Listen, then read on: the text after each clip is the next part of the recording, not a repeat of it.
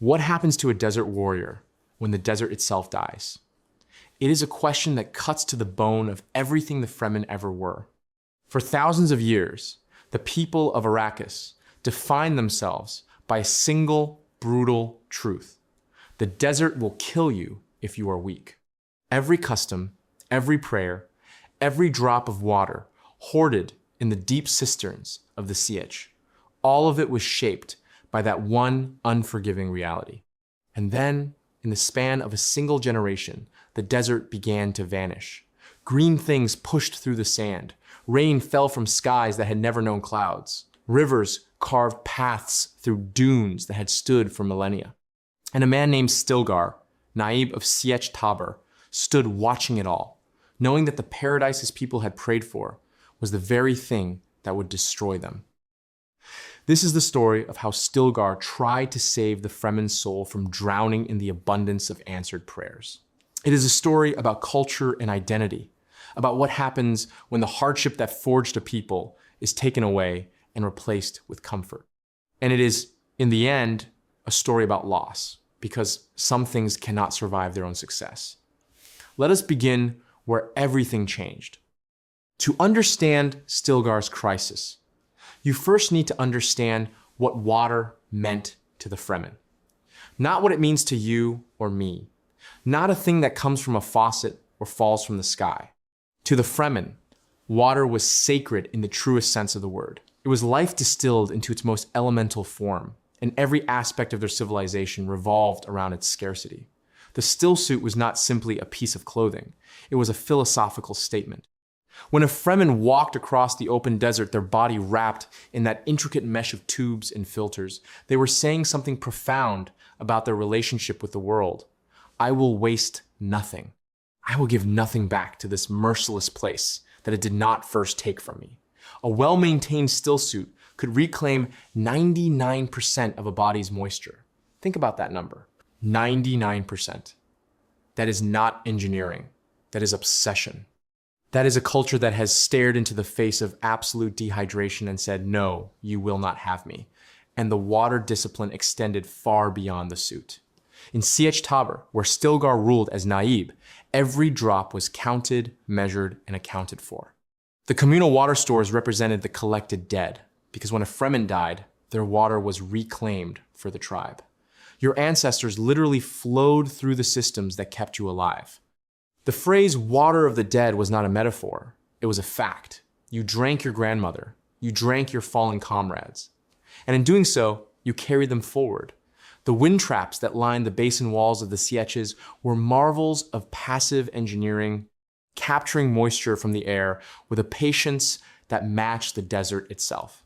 Maintaining them was a communal responsibility, a shared labor that bound the tribe together in purpose. Every child learned the mechanisms. Every adult took their shifts. The wind traps were not just machines, they were the heartbeat of the community. And then Liet Kynes came along with his dream. Kynes, the imperial planetologist, was the first outsider to truly understand Arrakis, and paradoxically, the first person to decide that the planet needed to be fundamentally changed. His vision was audacious: transform the entire world from a desert into a green, temperate paradise. He planted the idea among the Fremen like a seed in fertile ground, and they embraced it with the fervor of the desperate. Here was a man of science telling them that their suffering was not permanent, that the open desert could one day bloom with life. His son, Liet Kynes the Younger, carried the dream forward, and it became woven into the Fremen religious consciousness. The ecological transformation was not merely a project. It became a prophecy, fulfilled, tangled up with the legends of the Lisan al-Gaib, the voice from the outer world who would lead them to paradise. What is remarkable about the Kynes vision is how long the Fremen were willing to wait for it. Kynes estimated that the full transformation of Arrakis would take 300 to 500 years. 300 years. That is roughly 15 generations. The Fremen, who first began planting the grasses and tending the dew collectors in the deep south, knew that they would never see the result. Their children would never see it. Their grandchildren might catch the faintest whisper of change, a slightly cooler night, a morning dew that lasted a few minutes longer than it should. But the green paradise, the flowing rivers and open lakes, those were gifts for descendants so distant they did not yet have names. And the Fremen accepted this.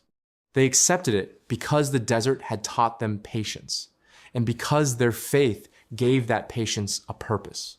When Paul Atreides arrived, when Muad'Dib rose from the desert and shattered the Harkonnen grip on Arrakis, the ecological transformation accelerated beyond anything the Elder Kynes had imagined. The resources of an interplanetary empire were suddenly directed at the greening of a single world. What might have taken centuries was compressed into decades. And this is where Stilgar's tragedy begins. Because Stilgar was a true believer. He believed in Paul. He believed in the prophecy. He believed that the transformation of Arrakis was the will of Shai-Hulud, the great sandworms who were the living gods of the desert. What Stilgar did not anticipate, what perhaps no one could have anticipated, was that fulfilling the prophecy would hollow out the very identity that had made the Fremen worthy of it.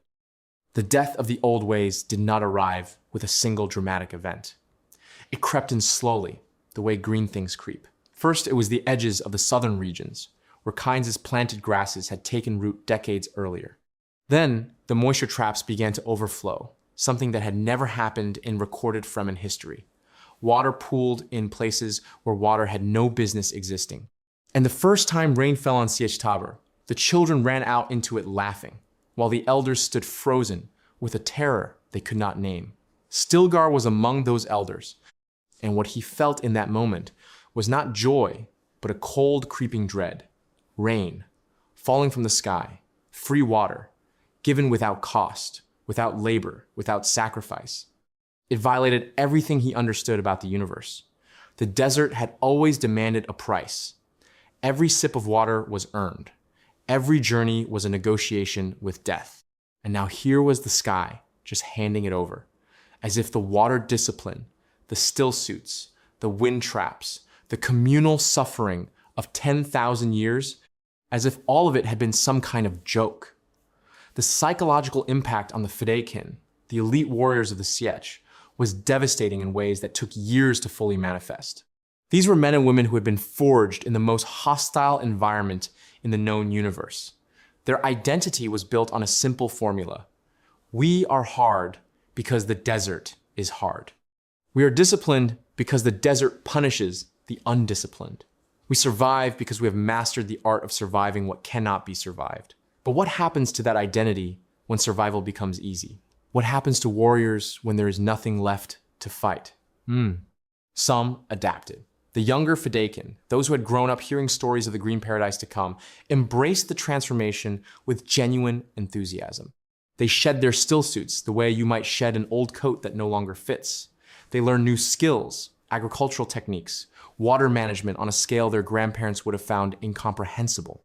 For them, the transformation was liberation from millennia of pointless suffering. But the older warriors, Stilgar's generation, they felt something different. They felt the ground shifting beneath their feet, not physically, but spiritually. The stillsuit was becoming an anachronism. Children were growing up without knowing what it meant to reclaim their own sweat, to measure every step across the open bled by the moisture it would cost. The discipline of water conservation, which had been the central organizing principle of Fremen life for as long as anyone could remember, was becoming a quaint tradition rather than a survival necessity. Stilgar watched the young men and women of his Sietch drink water carelessly, splashing it on their faces, pouring it on the ground, and he felt each wasted drop like a physical wound. He knew, intellectually, that the water was no longer scarce, that the transformation had made such conservation unnecessary. But knowledge and feeling are different things, and Stilgar's feeling was that each wasted drop was a desecration, a spitting on the graves of every Fremen who had ever died of thirst so that the tribe might live. Now, to understand the full scope of Stilgar's challenge, we need to examine what happened to the political structure of the Sietch itself. Because the ecological transformation did not just change the landscape, it changed the entire basis of Fremen social organization. In the old days, the Naib was a military leader, a chieftain whose authority derived from physical prowess, tactical brilliance, and the ability to keep his people alive in an environment that was constantly trying to kill them. A Naib could be challenged. A Naib could be replaced. The system was harsh but functional, a meritocracy of survival where only the most capable led. Stilgar had earned his position the old way by killing the previous Naib in single combat. That act, brutal as it was, carried its own legitimacy. It said, "I am stronger. I am more capable. Follow me and you will live." But in the new Arrakis, what did strength mean? What did survival capability mean when survival was no longer in question? Stilgar found himself transforming against every instinct, from a desert chieftain into something resembling a political administrator. He was dealing with water distribution rights, agricultural quotas, trade negotiations with off-world merchants. He was attending councils and signing documents and mediating disputes about land boundaries, things that would have been laughable to the Stilgar of 20 years earlier. The Stilgar, who had led midnight raids on Harkonnen outposts with nothing but a crysknife and his wits. The tension between the generations became a fracture line that threatened to split the Fremen entirely. The youth, Paul's children's generation, saw in the green world an opportunity. They wanted education, commerce, connection to the wider Imperium. They looked at the old ways and saw not wisdom but waste, not discipline but deprivation. Why should we suffer, they asked, when suffering is no longer necessary? Why should we cling to stillsuits when water falls from the sky? The elders, meanwhile, looked at these young people and saw something horrifying. Soft, complacent, entitled children who had no understanding of what it had cost to reach this moment. They saw a generation that took water for granted, that wore stillsuits only on ceremonial occasions, if at all, that had never known the particular terror of being caught in the open desert with a damaged suit and a rising sun. The elders saw the future, and the future had forgotten the past. And caught between these two groups was Stilgar, trying desperately to hold the center. The communal Sietch hierarchy, which had functioned for millennia, began to break down under the pressure of abundance. The shared responsibility of the moisture traps had been a binding force, a daily reminder that every person in the tribe depended on every other. But when the moisture traps became obsolete, what replaced that binding force? Nothing. The communal purpose that had held the Sietch together dissolved like salt in the very water that was now everywhere. Families that had lived together for generations in the cramped quarters of the Sietch began to move out, building individual homes on the surface where once only the dead were left. The idea of living in the open, exposed to the sky, would have been madness to previous generations. Now it was a lifestyle choice. And with each family that left the Sietch, the old communal bonds stretched thinner and thinner. There is a bitter irony in all of this, and I think even Stilgar recognized it. The Fremen had prayed for paradise. They had dreamed of green fields and flowing water for 10,000 years. And when paradise arrived, it turned out that paradise was the one enemy that they were completely unprepared to fight. This brings us to perhaps Stilgar's most creative and most desperate response to the crisis. His attempt to engineer a new mythology for the Fremen people. He understood, with the intuition of a born leader, that if the old rituals lost their meaning, new ones would need to take their place. If the desert could no longer serve as the crucible that forged Fremen character, then something else would have to fill that role. The effort was both ingenious and deeply sad. Stilgar began to codify what had once been spontaneous. The water rituals, which had evolved organically over thousands of years in response to genuine scarcity, were preserved in a formalized, ceremonial version. Young Fremen, who had never known thirst, were taught to perform the water discipline as a kind of sacred theater, going through the motions of conservation without the underlying necessity that had given those motions their meaning. He introduced symbolic hardships, trials designed to replicate the old desert challenges for a generation that had never faced them naturally. Young men and women were sent into the remaining desert regions, the areas where the transformation had not yet reached, to undergo a kind of vision quest modeled on the old survival trials. They wore stillsuits, they rationed water, they walked the open sand under the killing sun.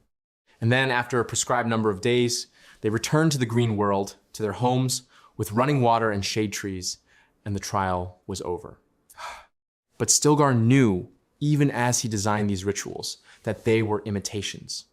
A trial that you can walk away from is not the same as a trial that will kill you if you fail. The old Fremen did not undergo hardship as a character-building exercise. They underwent hardship because the alternative was death. And that distinction, that absolute, uncompromising reality of consequence, was something that no amount of ceremonial recreation could replicate. The legend of Muad'Dib became Stilgar's most powerful tool in this cultural preservation effort. Paul Atreides, whatever else he was, whatever he became, had walked the desert as a Fremen. He had worn the Stillsuit. He had ridden the Sandworm. He had shared the water of life. And his story, carefully curated, carefully told, became the anchor around which Stilgar attempted to rebuild Fremen identity. In Stilgar's telling, the Muad'Dib legend emphasized not Paul's prescient powers or his political victories, but his desert qualities, his discipline, his toughness, his willingness to sacrifice comfort for purpose. Paul became a symbol of what the Fremen had been at their finest, and by extension, what they should aspire to be even in the green world. The message was clear. You can live in paradise, but you must carry the desert inside you. It was a noble effort. Whether it succeeded is another question entirely. The rebellion of the Traditionalists was perhaps inevitable. In any great social transformation, there are those who refuse to be transformed, who would rather break than bend. Among the Fremen, these were the desert Purists, the holdouts who rejected the ecological change not merely as an inconvenience, but as a cosmic betrayal. Their argument was theological as much as cultural. Shai-Hulud, the great sandworms, were dying. The transformation of Arrakis was destroying their habitat. The introduction of water into the desert ecosystem was poisoning the sand trout, the larval form of the worms. And without the sand trout, there could be no sandworms. Without the sandworms, there could be no spice. And without the spice, the entire cosmic order, the Guild, the Bene Gesserit, the Imperium itself, all of it would unravel. Consider what the sandworm meant to the Fremen beyond its role as a source of melange. The crysknife, that sacred blade carried by every adult Fremen, was made from the tooth of a sandworm. It was consecrated in ritual. It could never be sheathed unblooded. To draw a crysknife was to commit to killing or to die in the attempt. These were not weapons in the ordinary sense. They were sacraments, physical manifestations of the covenant between the Fremen and the makers of the deep desert. Every crysknife was a piece of Shai-Hulud, carried against the body, warmed by Fremen blood, and the day the last sandworm died would be the day the last true crysknife was made. After that, there would only be relics. And then there was the spice itself, the water of life in its most concentrated and dangerous form. The spice orgy, the Tau orgy, was the most sacred ritual in Fremen culture, a communal experience in which an entire Sietch shared a vision of ancestral memory and collective consciousness. It was led by the Reverend Mother, who transformed the raw water of life by converting its lethal chemistry within her own body. This was not recreation. This was communion in the most literal sense, a binding of minds and memories that reinforced tribal unity at the deepest possible level. Without the worms, without the spice, this ritual would end. And without the ritual, what held the Sietch together? The Traditionalists saw in this chain of consequences a divine rebuke. They believed that the ecological transformation was an act of hubris, a defiance of the natural order that Shai-Hulud had established.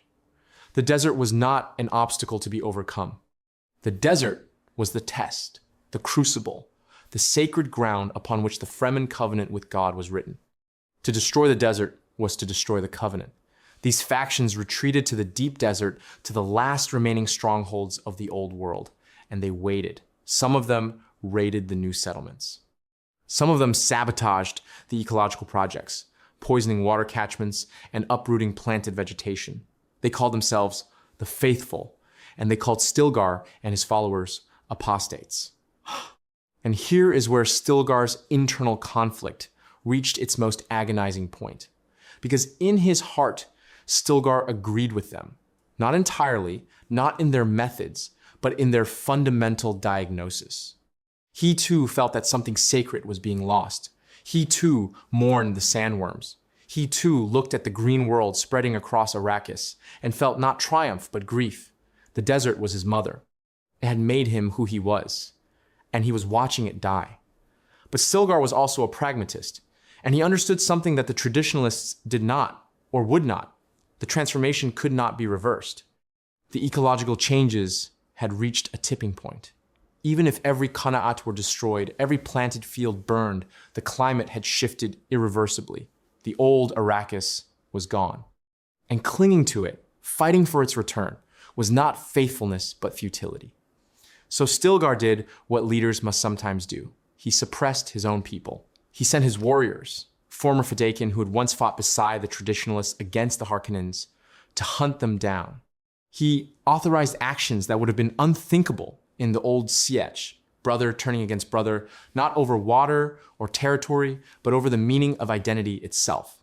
The price was enormous. Stilgar carried every death personally. These were not strangers or enemies.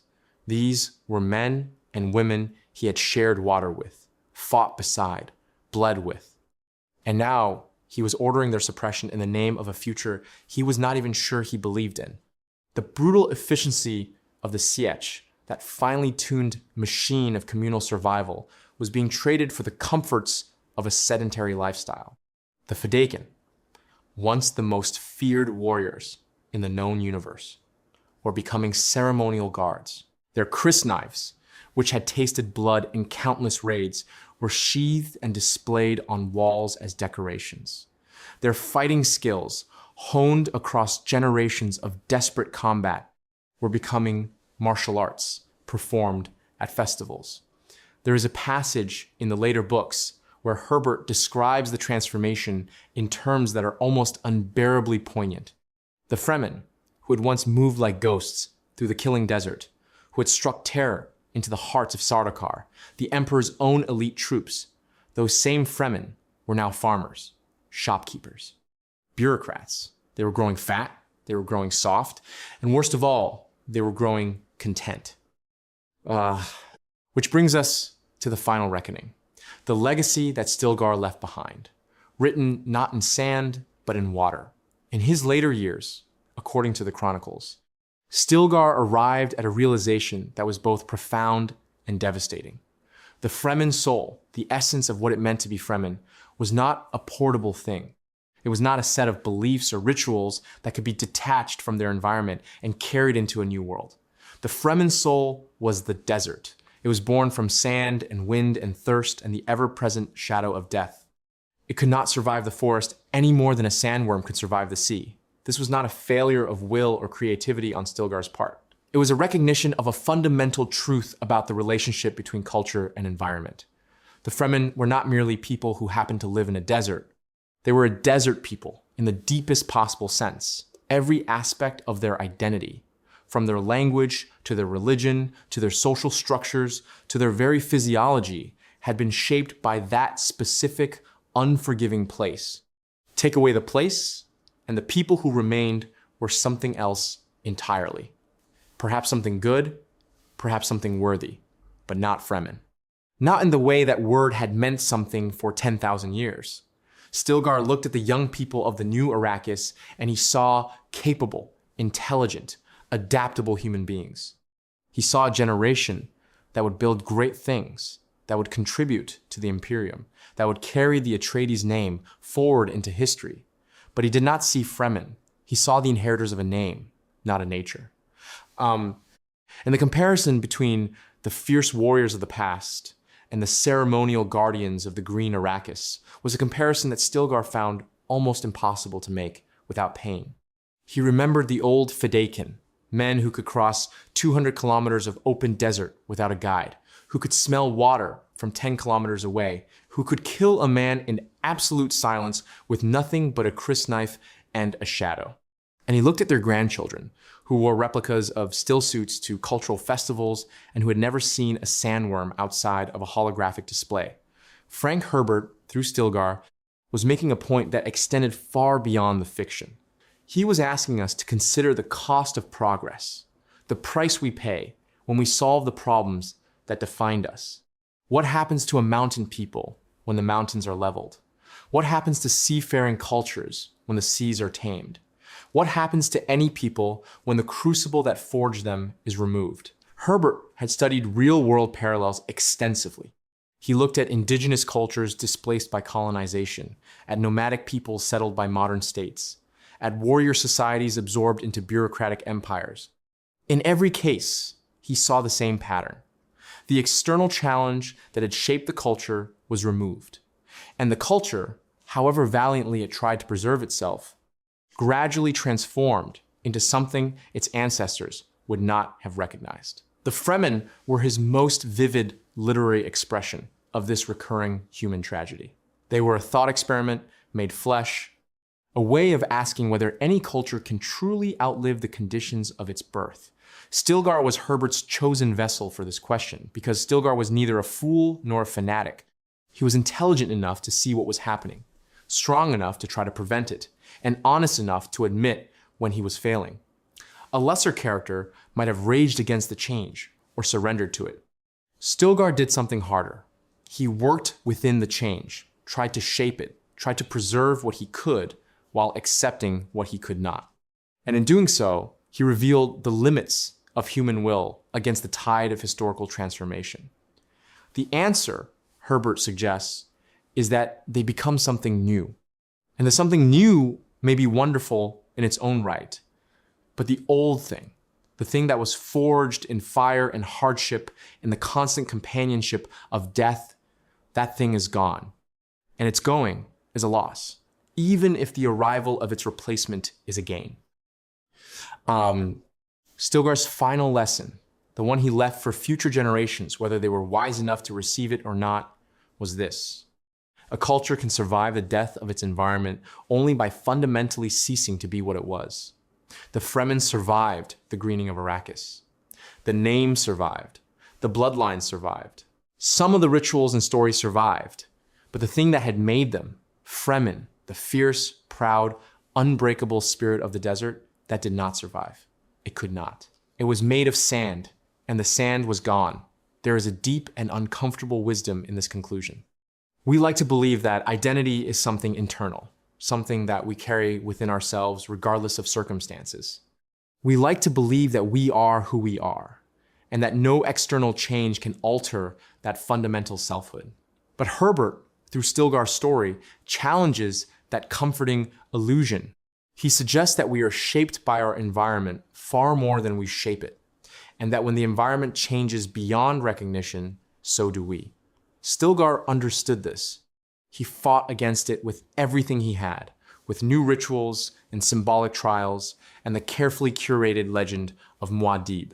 He fought against it with the suppression of the Traditionalists and the codification of the old ways. He fought against it every single day of his later life, and in the end, he lost. Not because he was weak or foolish or uncreative, but because the force he was fighting against was the fundamental nature of human adaptation. We adapt. That is what we do. That is our greatest strength. And in moments like these, our most heartbreaking vulnerability, the Fremen adapted to the green world because adaptation is survival. And survival is what the Fremen did better than anyone. But in adapting, they left behind the very thing that had made their survival remarkable. And so Stilgar passed from the world, a man who had lived long enough to see his deepest prayer answered and his greatest fear realized in the same moment. He had wanted paradise for his people. He got it. And it cost him everything. The shifting sands of Arrakis settled into soil, the wind traps fell silent, their purpose extinct. The Sietches, those magnificent underground fortresses, where generations had huddled against the fury of the desert, became museums. And the Fremen, the proud, fierce, unbreakable Fremen, became a memory of themselves.